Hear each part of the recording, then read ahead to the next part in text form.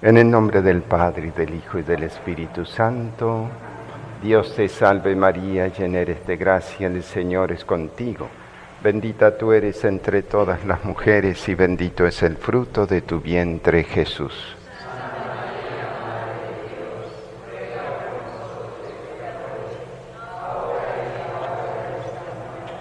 Gloria al Padre, y al Hijo, y al Espíritu Santo.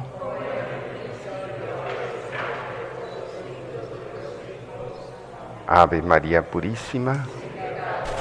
En el nombre del Padre, del Hijo, y del Espíritu Santo.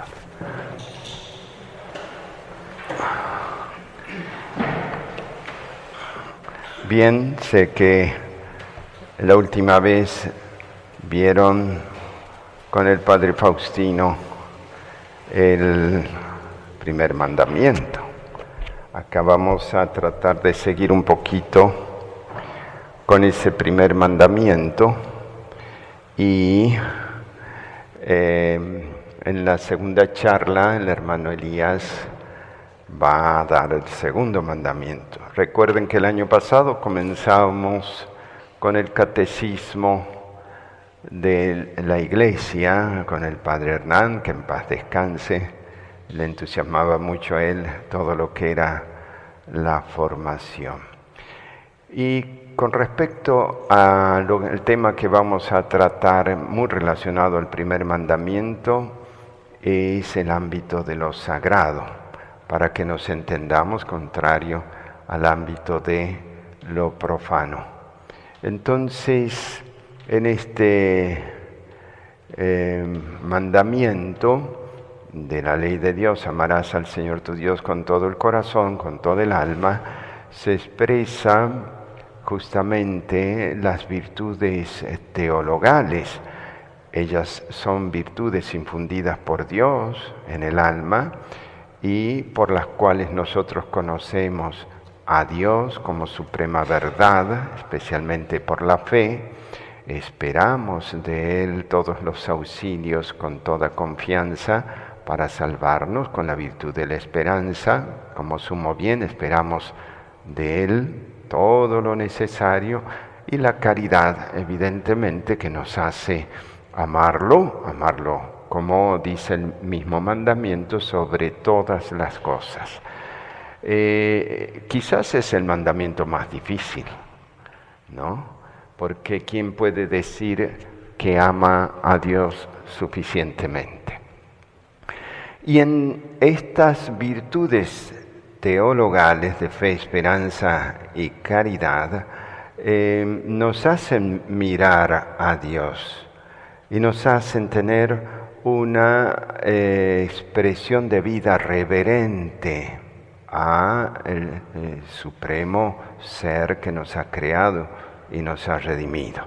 Y dentro de ese aspecto entra lo que es esto del ámbito de lo sagrado, porque quien descubre admirativamente a Dios no hace sino reverenciarlo, de tal manera que el culto, tanto el privado como el culto público, es necesario individualmente y colectivamente para ofrendarle a Dios el culto debido que le debemos a Dios. Ese culto debido viene a través de la virtud de la justicia, porque la virtud de la justicia es dar a cada uno lo que le corresponde. ¿Y qué le corresponde que le demos a Dios?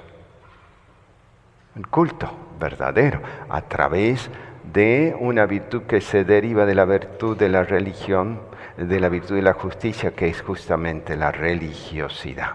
Dentro de esta virtud de la religión tenemos lo que es el ámbito cultual, ¿verdad? Abarca muchas cosas, pero especialmente el culto privado y el culto público, como hemos dicho. Ahora, dentro de este ámbito de reverencia, de religiosidad, de respuesta a la fe, al Dios verdadero, entra todo este misterio de lo sagrado, que vamos a solamente introducir porque es un tema para varios momentos, pero al menos tener una orientación general. Hay un autor, Mircea Eliade, que escribe sobre lo sagrado y lo profano y hace una comparación entre las distintas religiones y analiza lo que llama, lo sagrado, pero el sagrado natural. Y él estudia, en general, las religiones precristianas, inclusive paganas. Podríamos decir que en todas ellas siempre hay un lugar de referencia para el culto. En todas ellas hay una persona dedicada al culto. En todas ellas hay un monte o una piedra de celebración para ofrendar a Dios y ser gratos a ese Dios en los cuales creían todas estas religiones, ¿verdad? Todo lo que se llama sagrado natural.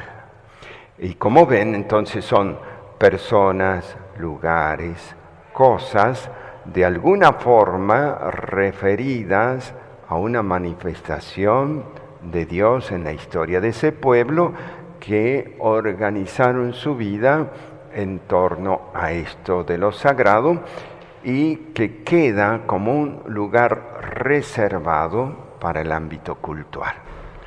Bien, más allá de que en las religiones paganas no tengan una revelación propia, esto curiosamente se da en todas las religiones. Piensen ustedes, no sé, en el ámbito acá indígena habían sus templos, habían sus sacrificios, había un sacerdote que ofrecía, más allá de las orientaciones, no estoy analizando la temática idolátrica, ¿no? Sino esta referencia concreta de la persistencia de lo sagrado en las religiones precristianas. Entonces va a definir este autor, Mircea Eliade, a lo sagrado como una hierofanía, hierofaino, es decir, una manifestación de lo alto. Es Dios el que manifiesta y de alguna forma elige ese lugar para manifestarse. En el caso de la religión verdadera es el verdadero Dios, en el caso de las religiones idolátricas será alguna, no sé, probablemente o un ídolo o un demonio que hizo sus fechorías por allí y quedaron con ese ámbito cultural. Sea lo que fuese, es una manifestación de algo, ¿no? Así lo define Mircea Eliade. Pero entre lo sagrado cristiano y lo sagrado natural tenemos lo que podríamos llamar el sagrado judío. Esto sí vale la pena analizarlo porque el pueblo judío va a ser elegido por Dios para manifestarse, ¿no? Y a través de esa manifestación al pueblo judío, Dios va a ir revelándose a todos los pueblos. La pedagogía divina ha sido elegir un pueblo, ¿no? Hermosamente dice que como águila lo ha llevado bajo sus plumas, ¿no? Ha elegido a los hijos de Abraham, a los hijos de Jacob, como pueblo de su heredad, de su propiedad. ¿Para qué? Para sacarlo de la idolatría y para manifestarse, revelándose quién es ese Dios, que en el pueblo judío se manifiesta como el Dios de Abraham, el Dios de Isaac, el Dios de Jacob. En la zarza, ¿no? Se manifiesta como el que es a Moisés y lo manda a la liberación del pueblo.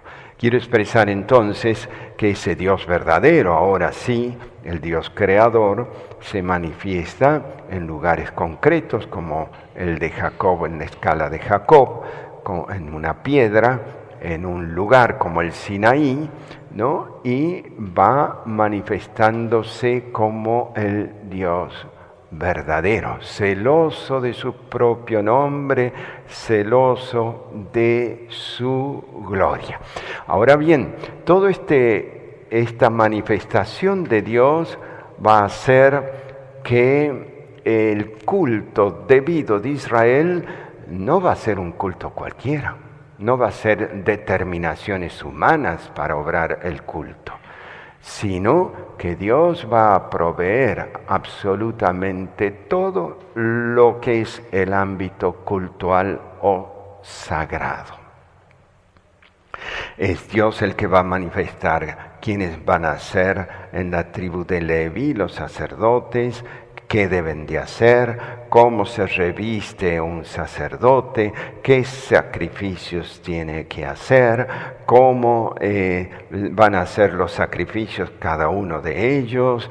El pueblo de Israel va a tener su revelación de los 10 mandamientos, su ámbito cultural, al principio en la tienda, peregrinando con Moisés, pero es un ámbito de culto ya, la tienda, el arca, el lugar de la presencia de Dios, después con David, que quiere edificar el templo, y finalmente se realiza con Salomón. Ese templo es según las medidas exactas que Dios manda a su pueblo.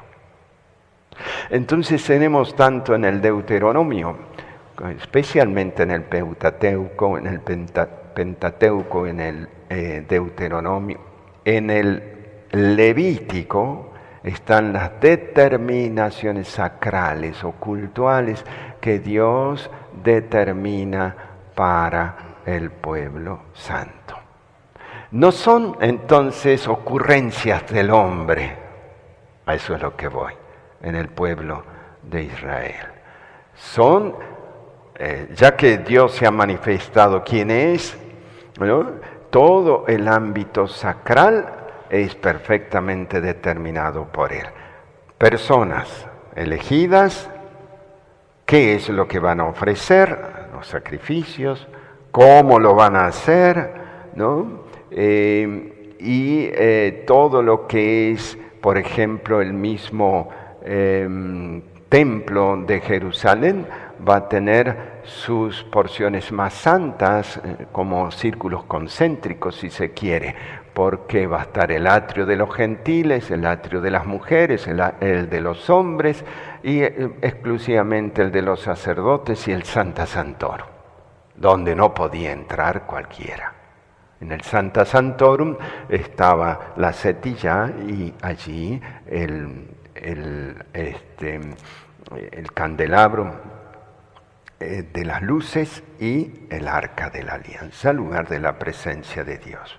No cualquiera tampoco podía tocar las cosas santas, ¿no? Todo esto es reservado para aquellos que han sido consagrados por Dios para tocar las cosas santas. De tal forma que, por ejemplo, los sacerdotes solamente podían llevar el arca de la alianza.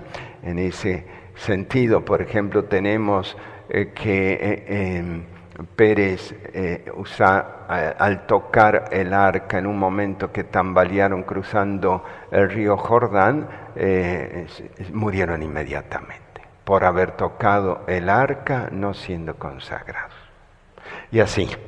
Entonces, el ámbito judío, lo que quiero decirles es que es un ámbito todo de revelación sacral prominente, donde Dios se manifiesta, donde el hombre por la pedagogía divina se va mostrando reverente, porque va descubriendo quién es ese Dios verdadero, celoso de su gloria y de su culto. Y cuando el hombre se olvida y se mete en la magia, se mete en ritos, volviendo a repristinar, diríamos, cultos esotéricos, mágicos, paganos, a adorar ídolos, vienen los castigos de Dios, porque Dios es celoso de su gloria.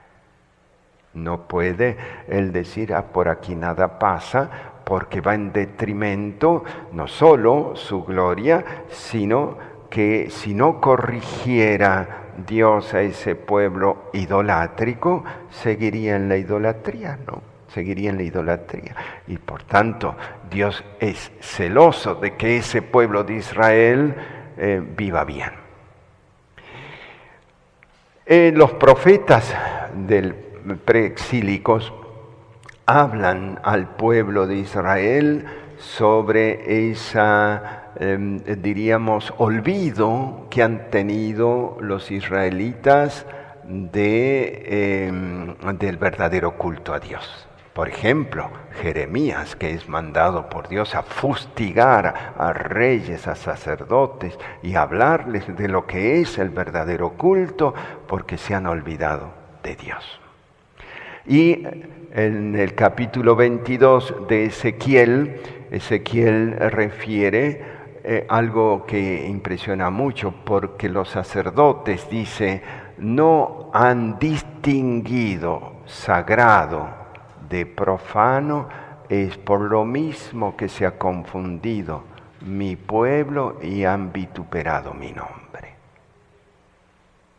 Entonces, los sacerdotes son aquellos que deben vigilar en el pueblo de Israel el verdadero culto, porque Dios les confiere a ellos, han sido elegidos, han sido hombres consagrados para cuidar la sacralidad del pueblo de Israel, para cuidar la responsabilidad que tienen de comportarse como verdaderos justos, cumplidores de la ley y responsables de alguna forma de todo lo que Dios les ha revelado. Eso es el sagrado judío, entonces, sumamente importante, y cómo Dios establece la separación entre sagrado y profano. ¿Qué es entonces acá en el mundo judío lo sagrado? Templo, lugar, monte, diríamos, legislaciones, personas, todo eso que tiene su contacto con el santo, con Dios, y que de alguna forma levantan todas esas realidades hacia arriba para adorar al verdadero Dios. Como Dios no se deja mostrar inmediatamente, prevé las mediaciones de las criaturas para elevar a través de lo sagrado su culto reverencial al Dios verdadero. Y entonces así pasamos del sagrado natural al sagrado por el medio del ámbito del sagrado judío a Cristo Jesús. En Cristo Jesús se da la presencia de Dios plenamente en su humanidad. Quien ve la humanidad de Cristo, que es santa, ve al Santísimo, es decir, ve al Verbo de Dios. Es decir, en Cristo Jesús se dan las dos naturalezas en la persona del Verbo. Claro, a la divinidad no se la puede ver, pero sí al hombre que ha asumido Jesús sí se lo puede ver, ¿no? Y se lo puede escuchar, ¿no? Por eso va a decir San Juan, lo que hemos visto, lo que hemos tocado, lo que hemos palpado del Verbo de vida, eso es lo que comunicamos. Ahora, el Señor Jesús va a venir a legislar algo diferente, porque si no nosotros seguiríamos ofrendando las cosas como en el ámbito judío, sacrificios de corderitos, de toros, de machos cabríos, palomitas, tendríamos la obligación de estar reverenciando a la manera judía. El Señor vino a renovar, tomó algo del sagrado judío, tomó algo de lo antiguo y lo renueva, hace de nuevo las instituciones. Por eso ayer justamente el Evangelio de San Lucas 5, 13 y 19, estaba esta referencia a vino nuevo, odres nuevos. Es decir, no viene a emparchar las cosas el Señor, sino que viene a realizar de nuevo un sagrado que de alguna forma respeta la parte judía, pero la va a ir transformando, la va a ir sobrenaturalizando, le va a dar el verdadero sentido, porque ahora está Él con una sacralidad nueva. Entonces, ¿qué es lo que viene a fundar Jesucristo? No es el sacerdocio de la antigua alianza lo que va a estar ahora, sino los sacerdotes de la nueva alianza, según el rito de Melquisedec, no según el rito de Aarón. No vamos a ofrendar las mismas cosas que el pueblo judío.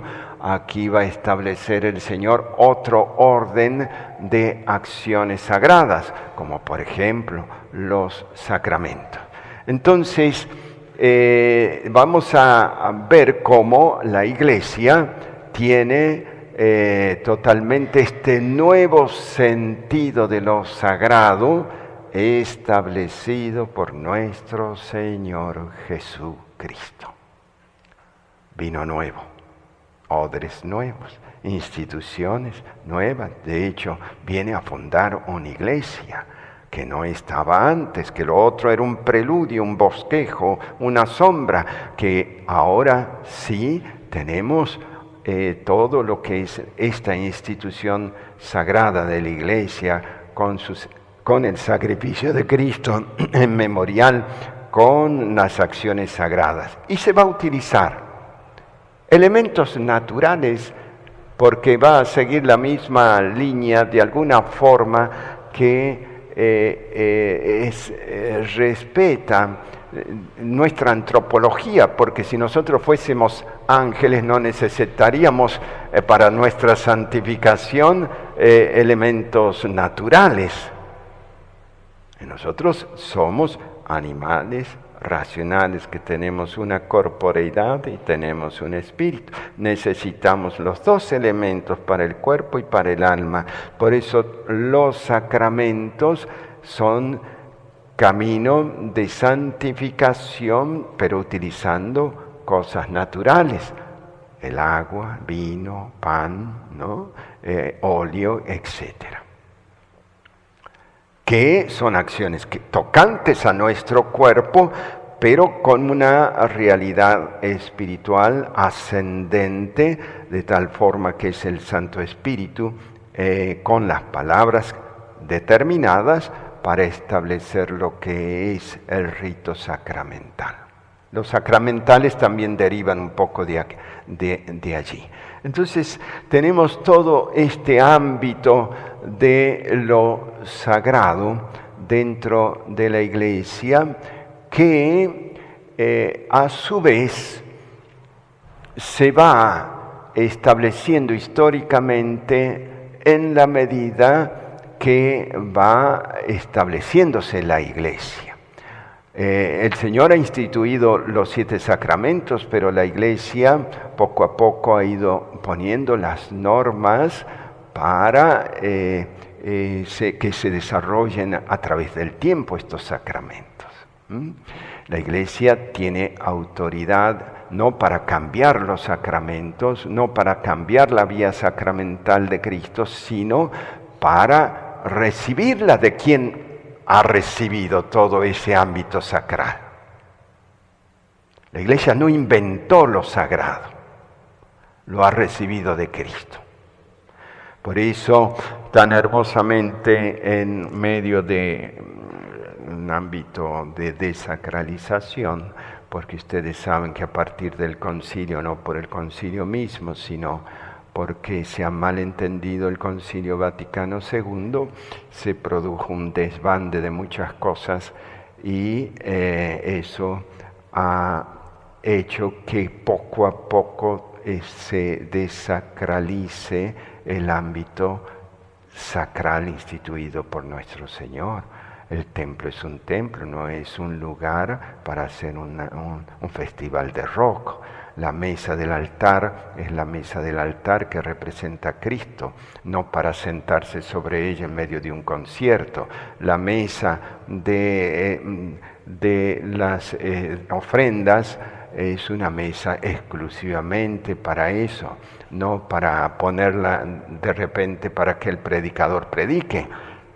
El mantel es mantel y destinado al Señor, los manutergios, los purificadores, el corporal, las imágenes, no son elementos utilitarios para usarse de cualquier forma. Los sacramentales lo mismo.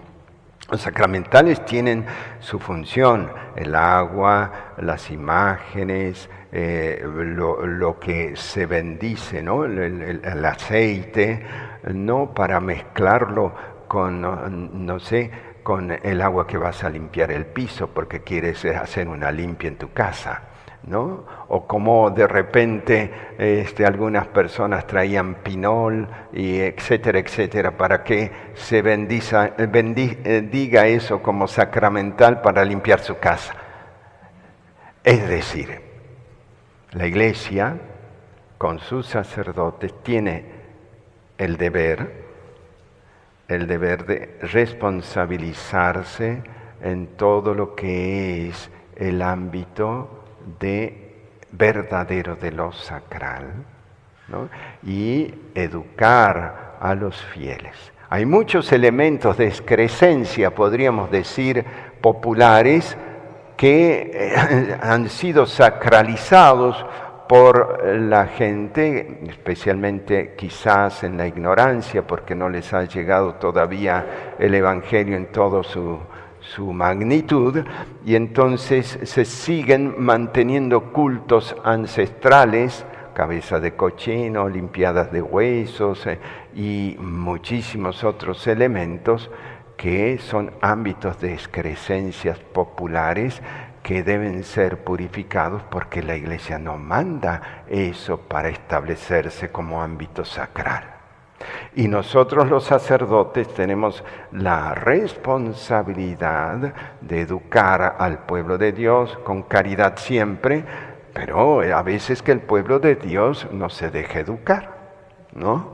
¿Por qué? Porque como son tradiciones ancestrales, creen que van a faltar a esas tradiciones si dejan de dar el culto a esas especies de movimientos o tradiciones de los antepasados. Entonces, la Iglesia tiene el deber de enseñar qué es lo sagrado, que está en relación al Evangelio, que está en relación a lo recibido por Cristo y solo por Cristo, y que se ha mantenido a lo largo de la historia, tratando de eliminar todo lo que nos puede derivar hacia cultos de otras deidades. Porque es muy serio el culto. El culto es al Dios verdadero, en este caso a Jesucristo nuestro Señor, con el culto verdadero a través del sacrificio del altar, ¿no? Y no le agrada al Señor la desacralización ni de su casa, ni de las acciones que Él ha delegado a sus apóstoles y sucesores, ¿no? Por desgracia, decía, podríamos referir esto, hay como dos corrientes desacralizantes fuertes. Una, la tendencia que tiene el pueblo sencillo, popular, a poner nuevas deidades o sacralidades. Personas, de repente, que las hacen santas sin serlo, y le empiezan a dar cultos. Pero ya hay muchísimos en todos los países, ¿no? Imágenes que se dan culto, no siendo imágenes de ángeles que de repente aparecen para pedir riqueza, para pedir placer, para pedir que le vaya bien en el trabajo, etcétera, etcétera, ¿no? Y estamos rezando a lo mejor a demonios. En Veracruz hay un santuario de los ángeles donde pobre San Miguel, San Gabriel y San Rafael son usados, mezclado con un montón de otros ángeles, Uziel y etcétera, para pedir riqueza, para pedir fama, para pedir glorias humanas. Eso está mal, pero nadie lo dice. O en San Cristóbal, de repente en un templo donde se degüellan gallinas en el mismo templo. Eso está muy mal y nadie lo dice. Entonces, insisto, hay como una especie de prevalencia de elementos expurios de la fe católica que tienen que ser eliminados y el pueblo de Dios le corresponde la obediencia a los pastores, especialmente los obispos, que tienen que velar, que tienen esa responsabilidad de velar por lo sagrado.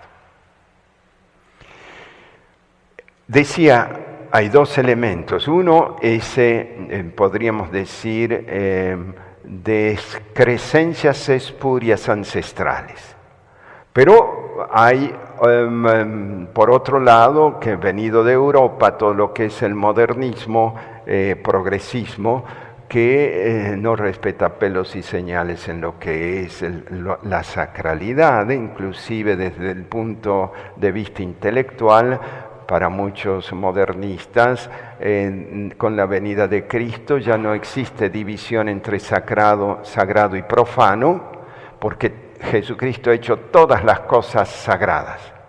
Por tanto, se puede celebrar en cualquier parte, no sería ni siquiera necesario hacer templos.